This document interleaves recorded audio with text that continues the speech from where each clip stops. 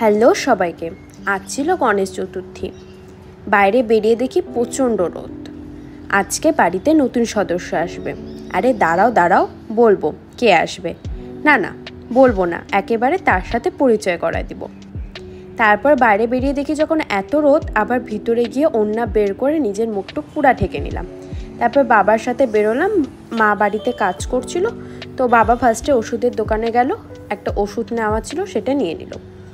তারপরে মার্কেটে গেলাম, মার্কেট থেকে ঠাকুরের কিছু জিনিস নেওয়ার ছিল, ওগুলো নিয়ে নিলাম।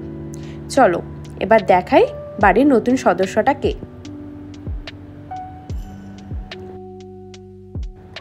এই যে গপু সোনা, আমাদের বাড়ির নতুন সদস্য। তাকে সুন্দর করে সাজিয়ে নিয়ে কয়েকটা ছবি তুললাম, এত ভালো লাগছিল দেখতে। তারপরে দুপুরে লাঞ্চ কমপ্লিট করলাম, লাঞ্চ কমপ্লিট করে একটু ঘুমিয়েছিলাম। সন্ধ্যাবেলা উঠে তো কি করব, আমি সামনে ফোন চালিয়ে দিয়েছি, কার্টুন চালিয়ে দিয়েছিলাম, দেখছিল। তারপর সন্ধ্যাবেলা সন্ধ্যা বাতি দিয়ে মার সাথে বেরিয়েছিলাম।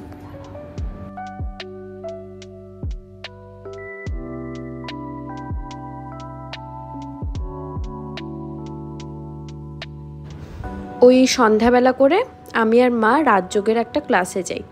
তোমরা যদি জয়েন করতে চাও আমি নাম্বার দিয়ে দিব, যোগাযোগ করতে পারো।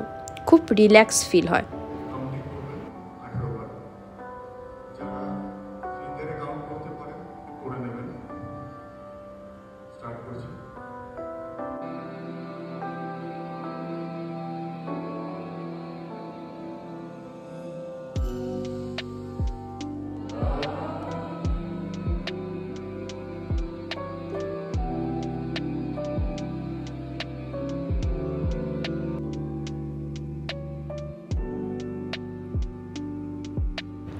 তারপরে ক্লাস শেষ করার পরে আমরা গিয়েছিলাম রিলায়েন্সে মার কিছু কাজ ছিল, তো সেখানে গেলাম।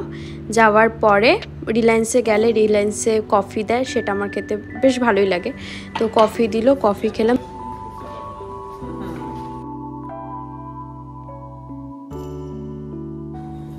আমি কি করব, আমি তো খেতেই পারি না, এত গরম। এসি নিচে নিয়ে রাখবো? হ্যাঁ, ওটাই বাকি আছে, ওখানে দাঁড়িয়ে থাকি।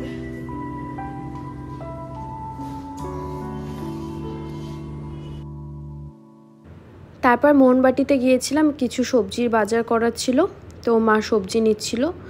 তো ওই গাজর টাজর কী সব আরও বিট এগুলো নিল। আর এখানে টমেটো ছিল, আর আমার মাথায় একটা জিনিসই ঘুরছিল, আহা টমাটার বারে মজেদার, ওই গানটা অল টাইম মাথায় ঘুরতে থাকে। তো আসার সময় এখানে একটা খুব বড় গণেশ পূজা হয়, সেখানে গিয়েছিলাম। গিয়ে দেখি হচ্ছে গণেশ ঠাকুরটা এত সুন্দর, আর এত সুন্দরভাবে চারিদিকটা সাজানো। এখানে গণেশ পূজা ছাড়াও বাকি যে পুজোগুলো হয় তখন এত সুন্দরভাবে সাজায়। তো তারপরে গণেশ ঠাকুর দেখে বাড়ি ফিরলাম। যদি ভিডিওটা ভালো লেগে থাকে লাইক কমেন্টস অ্যান্ড শেয়ার করে দিও।